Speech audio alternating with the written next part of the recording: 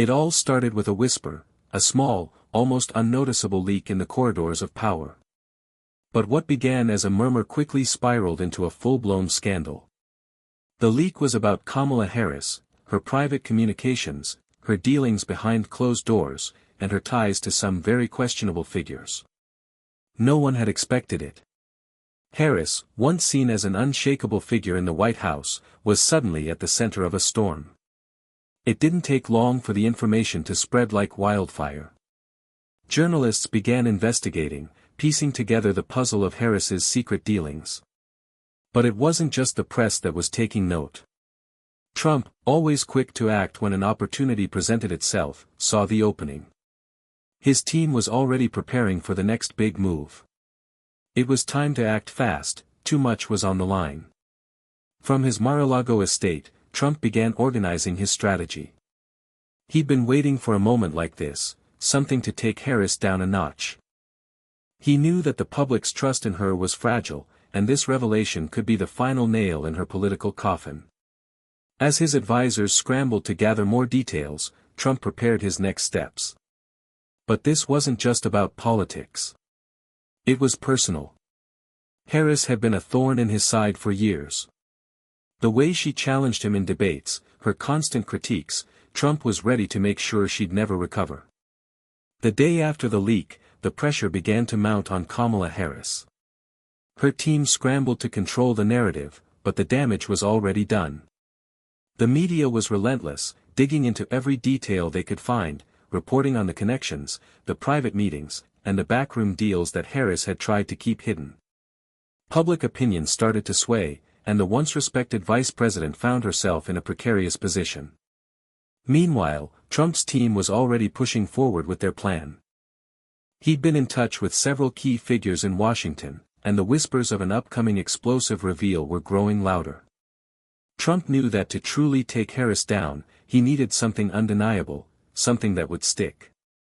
He didn't want to just criticize her, he wanted to expose her as unfit for office. The next few hours were crucial. Trump had a conference call with his closest allies. He laid out his plan. "We need to make sure this hits hard," he said, his voice sharp with determination. "Harris has had a free ride for too long. It's time to make sure everyone knows exactly who she is behind those polished speeches." His advisors agreed. The next step was a press conference. They knew that if they moved fast, they could dominate the news cycle before Harris had a chance to defend herself. But it wasn't just about what Trump was going to say. He needed the perfect visual, something that would make the public question Harris's integrity. A photo, a video, anything that could tie her directly to the corruption the leaks were hinting at. As the day wore on, Harris' aides grew more frantic. The vice president had just come off a public appearance, trying to project strength, but the cracks were beginning to show. It was clear, she was rattled. The question now was whether she would be able to weather the storm, or if Trump's next move would bring her down once and for all. Trump didn't waste time. As soon as the news cycle shifted in his favor, he made his move. He'd always been one to act decisively, and this time was no different. His legal team had uncovered something huge, a damning document that tied Harris to a controversial donor. It was the smoking gun they'd been waiting for. The document was clear, undeniable, and it painted a picture of Harris colluding with one of the wealthiest, most powerful figures in the country. At the press conference, Trump stood at the podium with a confident grin, holding up the paper. "This," he said, letting the weight of the moment hang in the air, "is what Kamala Harris didn't want you to see. This is the truth about who she really is." The room fell silent as reporters scrambled to snap photos, their pens poised. The camera flashes flickered, but nothing could drown out the gravity of what Trump was presenting. The document clearly outlined financial transactions that Harris had conveniently left off her disclosure forms. It wasn't just a mistake or an oversight, it was proof of a coordinated effort to deceive the American public. Trump smiled smugly. "This isn't just a leak, this is a revelation. Harris has been using her position to line her pockets with dirty money. The American people deserve to know who they're trusting to run this country." As Trump continued his fiery speech, he outlined every detail of the document, tearing apart Harris's political career bit by bit. He wasn't just going after her, he was dismantling the very foundation of her credibility. His words hit with precision, and it was clear the tide was turning in his favor. Back in the White House, Harris's team was scrambling to formulate a response. They hadn't expected this level of attack. There had been leaks before, but nothing this damaging. She had always relied on the media support, but now, with Trump controlling the narrative, even some of her closest allies were starting to question her. Harris knew she needed to respond, but how could she? The evidence was overwhelming, and the more she spoke, the more she risked further damaging her image. Kamala Harris knew she couldn't let the scandal consume her whole. She had weathered many storms in her political career, but this was different. The pressure was suffocating, and the allegations were mounting. Yet, she wasn't about to go down without a fight. That night, she huddled with her most trusted advisors in a secure, dimly lit room in the White House. The atmosphere was tense. The leaks were bad, but Trump's calculated attack with the document was devastating. Harris's aides were anxious, but Harris herself remained calm. She had been through public scrutiny before, but this was her toughest battle yet. "We need to respond, immediately," one of her senior advisors, Jake, said. "We can't let Trump control the narrative. We have to expose his lies. He's twisting the facts, and we have the power to counter him." Harris nodded. She knew what she had to do, but it wasn't going to be easy. She had to come out swinging, or else her political career was over. "Prepare a statement," Harris instructed. "We need the truth. No more distractions. Let the American people hear from me directly, not just from Trump's soundbites." It wasn't just about defending herself anymore, it was about taking back control.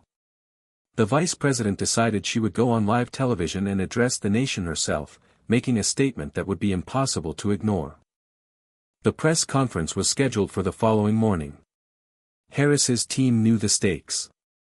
If she didn't make a decisive impact, her approval ratings would continue to plummet. Trump had set the stage, but now it was her turn to take the spotlight. As the moment approached, Harris stood in front of the cameras, a stern look on her face. She took a deep breath and began.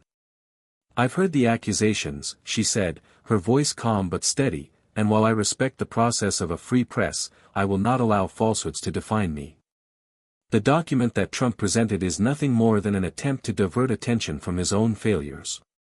The real issue here isn't my finances, it's the state of our country under his leadership. It's time for America to see the truth." Her words were met with a mixture of applause and skepticism. The challenge was clear: could she convince the public she wasn't the one with blood on her hands? Or had Trump's accusations already poisoned her reputation beyond repair? Kamala Harris's televised speech did little to quell the storm surrounding her. Despite her best efforts to reclaim control of the narrative, the damage was done. The media response was mixed. While some outlets were quick to back her claims of a Trump-led smear campaign, others pounced on the inconsistencies in her defense. Critics began to pick apart her statement, questioning her handling of the financial disclosure scandal, and Trump's attack was still fresh in everyone's mind.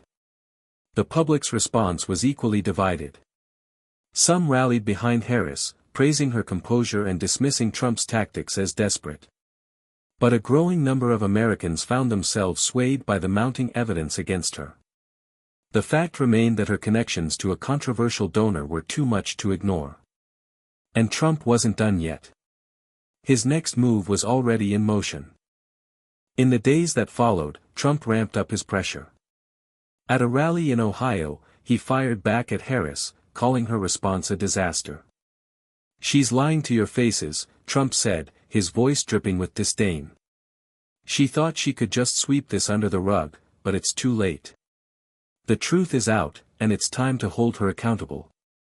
The rally crowd erupted into applause, and Trump, sensing his momentum, made a bold promise: "I will not stop until we get the full story. We deserve to know who Kamala Harris really is." For Harris, the weeks that followed were nothing short of brutal. She was forced to cancel several planned public appearances, her staff working overtime to manage the damage. But every attempt at recovery was met with renewed scrutiny. Trump's campaign ads flooded the airwaves, and his legal team seemed to have found new ammunition with every passing day. The leaks, once isolated, began to snowball. More documents came to light, each one more damning than the last. The donor connection was just the beginning. Now there were allegations of influence peddling, of backroom deals that reached deep into the fabric of Washington politics. Harris had tried to dismiss the accusations as distractions, but it was becoming increasingly clear that these were no longer just whispers. Behind closed doors, Harris's allies began to waver. She had always been a strong political figure, but now, even some of her most trusted supporters were beginning to question her future. Could she weather this storm? Or had she finally met her match in Donald Trump? Kamala Harris knew that the next few days would determine everything. With Trump continuing to dominate the headlines and the accusations against her intensifying, she could feel the walls closing in. The pressure was unbearable. Her team, once confident and optimistic, now seemed uncertain. Every decision felt like it could be the last straw. Despite the mounting chaos, Harris wasn't ready to give up. She had spent years fighting for her position, for her vision of what America could be. Giving in to this scandal wasn't an option. But she knew she needed something more than a defensive statement, she needed a game changer. That's when the call came. It was from an unexpected source, a whistleblower inside Trump's campaign. This person, anonymous for now, had information that could bring Trump's entire operation into question. A recording, a series of text messages, and even some shady financial transactions that tied directly to Trump's allies. It was enough to turn the tables. But the question remained, could Harris trust this person? And if she did, could she wield the information strategically enough to turn the tide in her favor? Her advisors debated the next move. Some urged caution. This kind of explosive retaliation could backfire, they warned. Trump was a master of counterattacks, and if Harris made the wrong move, it could be her downfall. But others argued that this was her last chance to fight back. If she didn't take it, she would lose everything. After a long night of deliberation, Harris made her decision. She would go public with the information. But not in the way Trump had expected. Instead of a simple press conference or another scripted statement, Harris would deliver her reveal at a live televised town hall. She wanted to look the American people in the eye and show them the real story, the one Trump didn't want them to see. The night before the town hall, her team worked tirelessly to prepare her. The room was filled with tension as they went over the details of the evidence, ensuring everything was airtight. There could be no mistakes. If Trump wanted a fight, Harris was ready to give him one. As the event approached, the public was buzzing with anticipation. People knew this was going to be a pivotal moment, the climax of a political showdown unlike any other. The evening of the town hall arrived, and the air was thick with anticipation. The cameras were rolling, the audience packed with a mixture of hopeful supporters and skeptical critics. It was time for Kamala Harris to face the public once again, but this time, she wasn't just defending herself. She was preparing to expose the other side of the story. As she took her seat on stage, her posture was unshakable. Her gaze was steady, calm, but there was a fire behind her eyes, a determination that had grown stronger over the course of this battle. She knew this would be her most important moment yet. The moderator, a well-known journalist, began with the usual introductions, but everyone knew the real question was looming. How would Harris respond to the accusations, and what would she do next?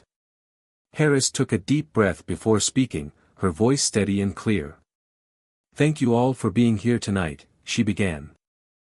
"I know that over the past few weeks, many of you have had questions, doubts, and concerns. I also know that the media has been filled with misinformation and distortions about my record. But tonight, I want to set the record straight. Not with words, but with facts." She paused, allowing the weight of her words to settle over the room. The audience was silent, hanging on her every word. I know there have been leaks that have been designed to tear me down, to distract from the real issues facing this country, Harris continued. And I know that one man, Donald Trump, has been at the center of those attacks, trying to manipulate the truth for his own gain. But here's the reality. At that moment, she motioned to a large screen behind her. The screen flickered to life, and a series of images appeared, documents, text messages, and audio recordings. It was a stark contrast to the clean, polished image of her opponent, Donald Trump, who had been so careful to keep his own secrets hidden. What you're seeing here are records that were brought to me by a brave individual, someone who is tired of the corruption and lies. What these documents show is not only how Trump's allies have been enriching themselves at the expense of the American people, but also how they've been working behind closed doors to manipulate the system. This is not a game. This is the truth. The audience gasped as the documents and recordings came into focus. Trump's campaign, his dealings with questionable donors, and secretive conversations all came to light. The revelations were damning, far more explosive than anything Harris had ever expected to face. Trump's name was splashed across the screen, his connections to a web of shady figures more intertwined than anyone had ever suspected.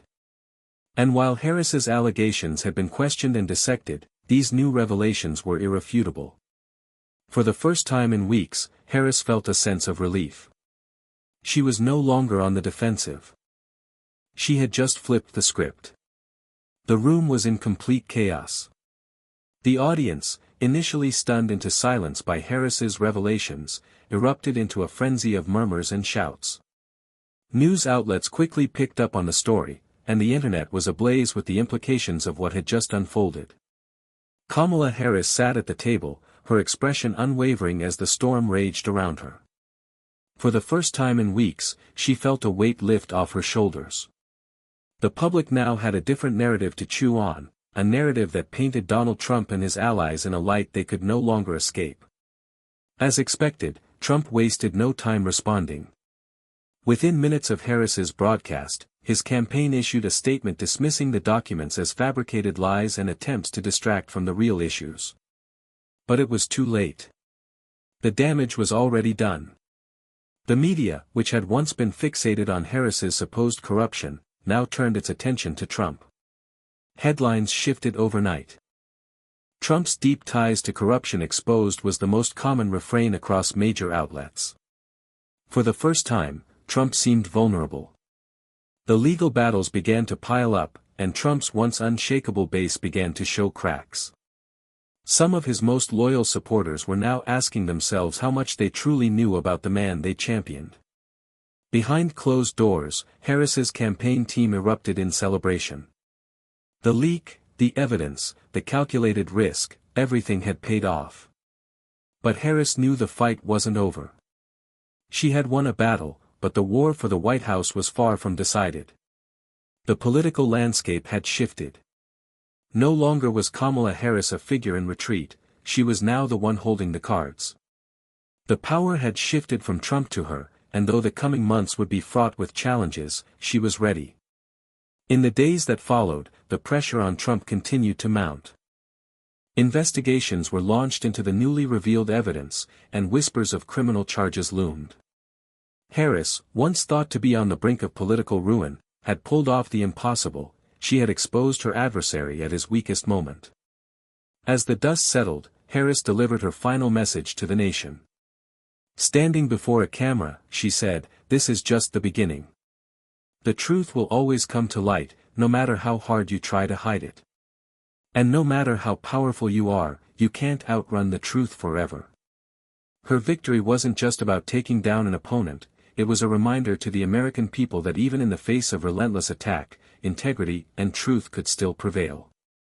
Kamala Harris had survived the storm. And with a new sense of purpose, she now stood at the crossroads of her political future, ready to lead, ready to fight, and ready to make sure that the truth never again fell into the shadows.